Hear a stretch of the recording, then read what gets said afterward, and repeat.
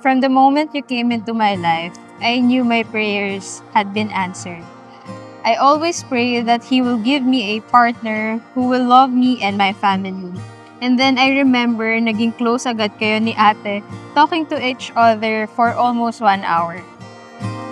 Kahit dinadedma mo ko noon, naging inspirasyon kita para ma-motivate ako na maging better sa sarili ko.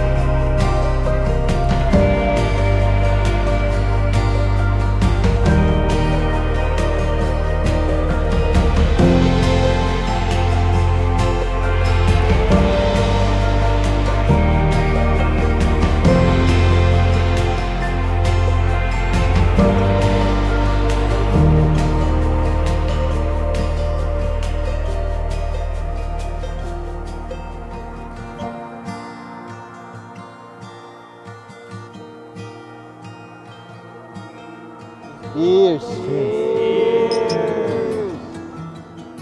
6 years ago, when we first met nung training natin, and may activity na goal board, out of 40 na nag-present, ikaw lang ang naalala ko mag-present, and who would have thought I'm going to marry you today?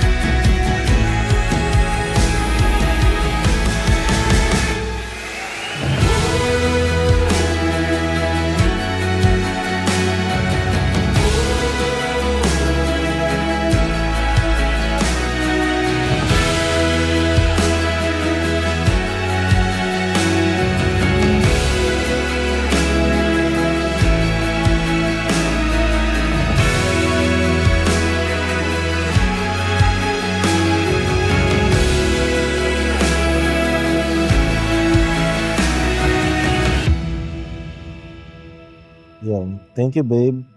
Ikaw ang pinaka-the best na biniyaya ni Lord sa akin.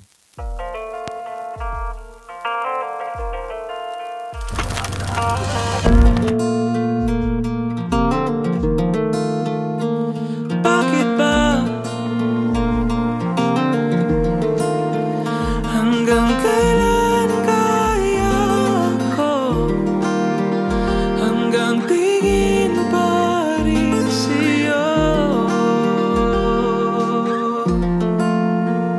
Minamasdan ka at di namalayan, ako'y nakangiti na rin pala. Hanggang kailan kaya ko hanggang tingin pa rin sa'yo? Minamasdan ka at di namalayan, ako'y nakangiti na pala, di makahinga.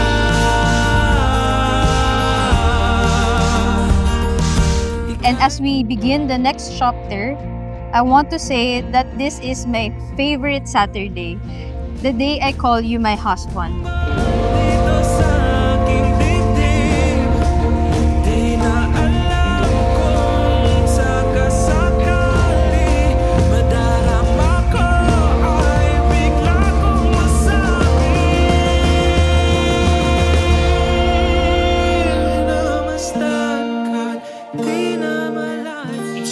glamorous places.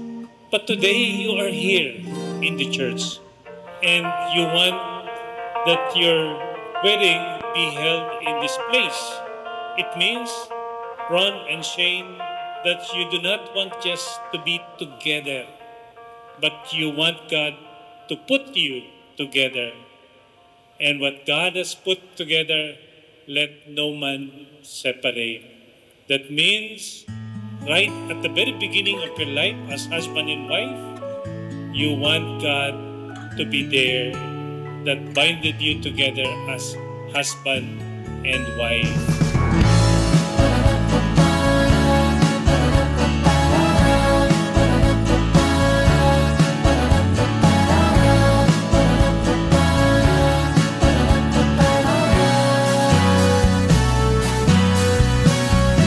Ngayon, husband mo na ako.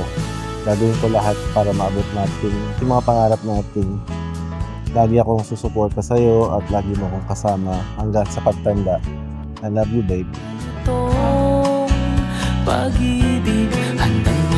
I promise to cherish every moment with you and stand beside you through highs and lows. I love you so much, my husband.